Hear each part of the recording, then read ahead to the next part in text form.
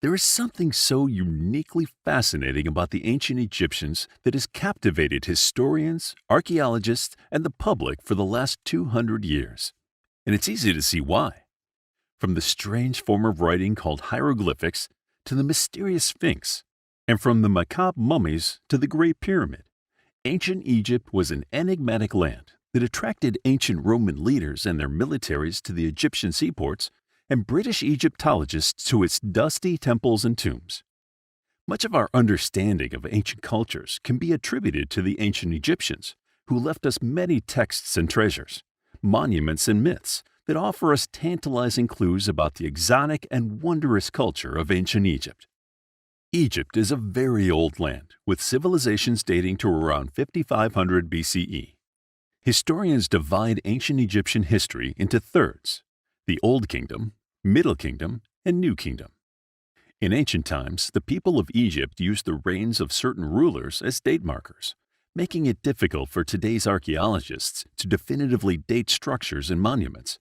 But the Egyptians kept a record of their kings, or pharaohs, that scholars deciphered once they unlocked the key to translating the writing system of the ancient Egyptians. In ancient time and today, life in Egypt depends on the Nile River, the life-sustaining body of water that flows south to north, cutting through the inhospitable desert sands of the Sahara. The Nile is prone to seasonal flooding, which makes the land on either side of its shores rich and fertile, ideal for agriculture. It is a delicate balance, though. If the Nile floods too much, it can destroy farm fields and settlements. If it doesn't flood, the crops could wither and die, causing famine and starvation. The rich land along the Nile first led nomadic people to put down permanent agricultural settlements in ancient Egypt. As these settlements grew, trade and commerce began, class structures arose, and artists and craftsmen flourished. Interaction between the different settlements became more frequent as the people of ancient Egypt moved closer to establishing a unified kingdom. The climate of ancient Egypt was changing. Around 3600, the lands further away from the Nile were becoming drier and hotter, forcing more people to move to the banks of the Nile. The influx of people pushed the limits of the region's food-producing capabilities.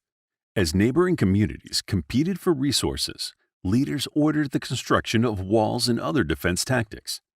Three main kingdoms formed, and they battled each other for food and trade goods, and for precious stones and gold. After years of competition, one kingdom rose as the most powerful of the three, and its ruler, King Narmer, put an end to the conflicts and united the three kingdoms in 2950, making him the first true ruler of Egypt and the founder of the first nation-state in history.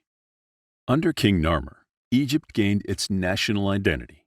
He established a governmental system, created icons of royalty, such as the crown, and ordered the construction of large and ornate buildings as a show of the importance of the royal family. During King Narmer's reign, or shortly after, a system of writing was developed in ancient Egypt. The written language began as a form of record-keeping for commerce, but quickly developed into a way for royal scribes to keep track of the names and titles of rulers and their lineage and key events. Hieroglyphics allowed them to immortalize their kings in history. Egyptian kings, or pharaohs, were all-powerful in Egyptian society. Pharaohs were viewed as the earthly embodiment of Horus, the link between humans and the gods. Therefore, when a ruler took the throne, he was immediately given divine status. He had a dual role of appeasing the gods and keeping his human subjects safe, productive, and healthy. Times of drought, disease, famine, or war, according to the ancient Egyptians, did not happen by natural means, but because the gods were displeased with the pharaoh, and he was being punished. The priests of ancient Egypt were second only to the pharaohs in power. Although they did not have a direct line of communication with the gods like the pharaohs, they were tasked with aiding the pharaoh in keeping the gods happy and the citizens thriving. Priests could become wealthy in ancient Egypt, primarily through the gifts they were given by wealthy people who wanted to put in a good word with both the gods and the pharaoh. A discussion of ancient Egypt could not be complete without addressing two of the biggest landmarks in Egypt, the Great Pyramid at Giza and the Sphinx. The Great Pyramid is also called the Pyramid of Khufu, after the 4th dynasty pharaoh who ordered its construction. It is the oldest of the three pyramids in the Giza complex, and dates to around 2560 BCE. The structure remains a marvel of ancient engineering and construction. Thought to be a tomb, the Great Pyramid was the crowning achievement of Egypt's pyramid builders, who built 80 pyramids in all. Equally impressive and more mysterious is the Great Sphinx, also on the Giza Plateau. The enormous statue of the mythical creature who was half human and half lion is often attributed to the pharaoh Khafra, putting its construction at roughly 2494 BC. Some historians and archaeologists, however, theorize that the Sphinx may be much older. We do know that at various points in history, the Great Sphinx was nearly swallowed up by the desert sands. It was buried up to its neck by the shifting sands of the Sahara and had to be dug back out. The enigmatic Sphinx, along with the Great Pyramid of Giza, are symbols of Egypt recognized around the world. The pharaohs that reigned in the New Kingdom between 1570 and 1070 BC wielded more power and command than any rulers who preceded them. These were the rulers who extended Egypt's landholdings, built ambitious temples and monuments, and established foreign diplomacy with surrounding nations. In the 20 years he ruled, Pharaoh Thutmose III built Egypt into a formidable empire through decisive military victories, which are chronicled in Karnak's Hall of Annals. Another of Egypt's New Kingdom pharaohs, Akhenaten, was best remembered for being the ruler who tried to change religious worship in ancient Egypt. Before Akhenaten's reign, Egyptians worshipped a pantheon of deities, in much the same way as the ancient Greeks, Romans, and Norse. Akhenaten, however, forced the citizens into monotheism, with only one supreme god, a sun deity.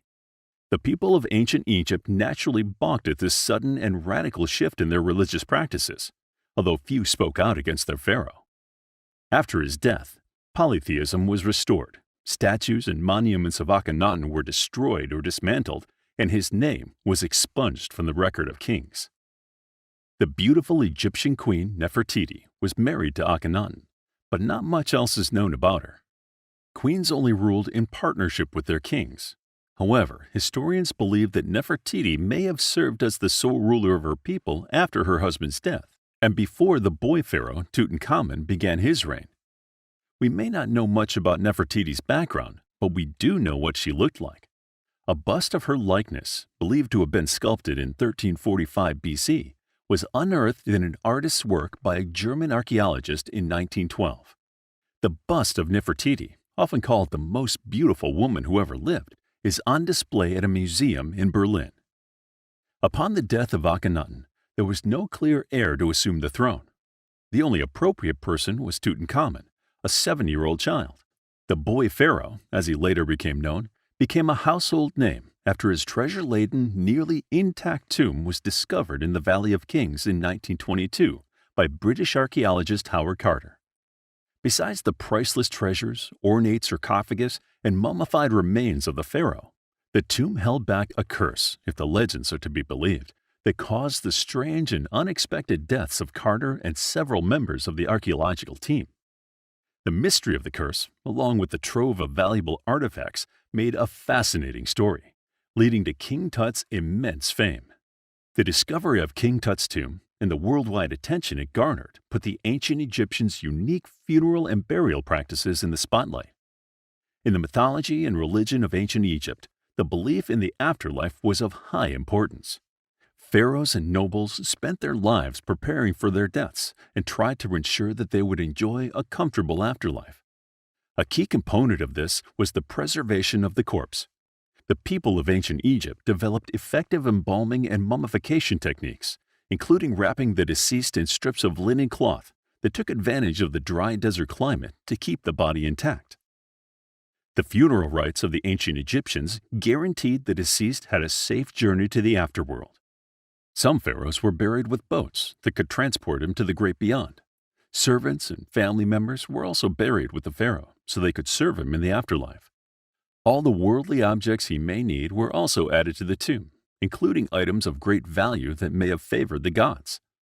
The walls of tombs themselves were lined with prayers and spells meant to protect the dead, and the tombs were hidden and secured so tomb robbers could not find them and steal the precious artifacts inside.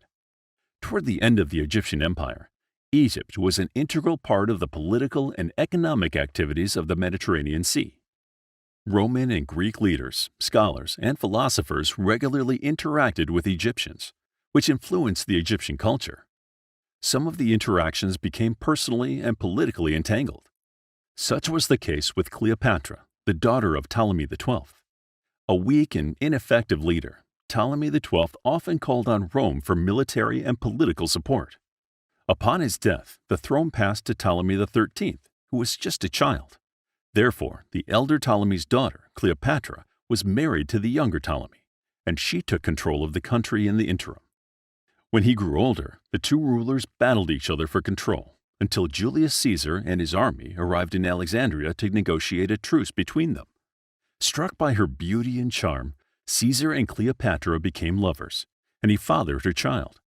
After Caesar's murder, Cleopatra began a relationship with another prominent Roman, Mark Antony. The couple had 3 children together, but the relationship was torn apart by war. In a true-life Romeo and Juliet scenario, Cleopatra hid in a tomb and sent word to Mark Antony that she was dead. Upon hearing the news, the distraught Mark Antony tried to kill himself. As he lay dying, he was told of the mix-up, that his lover was still alive. He ordered his men to take him to Cleopatra, and he died as she held him in her arms. Devastated by losing her love, Cleopatra allowed an asp to bite her, and she, too, died. Thanks to stories like that of Mark Antony and Cleopatra, the cursed tomb of King Tut, the mysterious Sphinx, and the cryptic hieroglyphics, the culture of ancient Egypt has inspired wonder and awe. From the desert sands of northern Africa, a complex, mysterious, and fascinating civilization arose that is still the subject of study and research to this day. Unlike any other culture on Earth, the Egyptians accomplished amazing feats of engineering and pioneered the idea of national identity against the backdrop of the enigmatic pyramids.